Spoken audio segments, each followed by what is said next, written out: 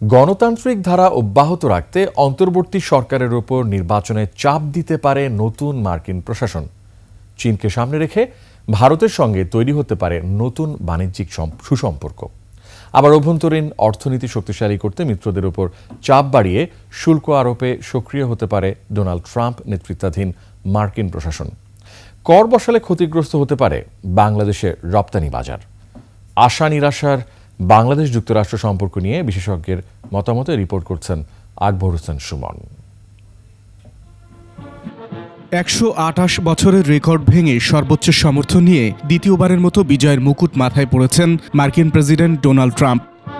যুক্তরাষ্ট্রের ৪৭তম প্রেসিডেন্ট হিসেবে শপথ নিতে যাচ্ছেন Donald Trump. Capitol Hill Congress ভবনের সেই বিশ্ব দরবারে আশা নিরাশার ঝুড়ি হাতে হাজির হবেন আমন্ত্রিত রাষ্ট্র ও সরকার প্রধানরা।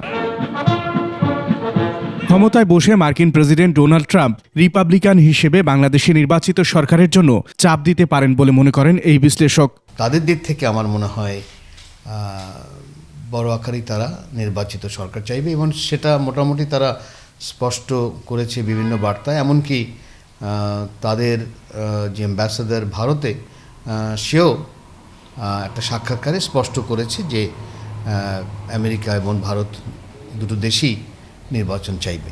যুক্তরাষ্ট্রে বাংলাদেশের $10 বিলিয়ন রপ্তানি বাজার নিয়েও আশঙ্কা করছেন এই সাবেক কূটনীতিক।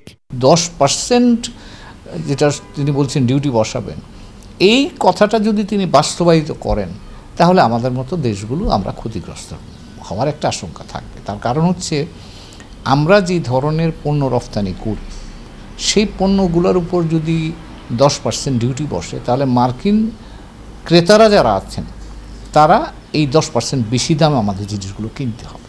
সেই ক্ষেত্রে আমাদের জিনিসগুলোর চাহিদার উপর একটা নেতিবাচক প্রভাব পড়তে পারে।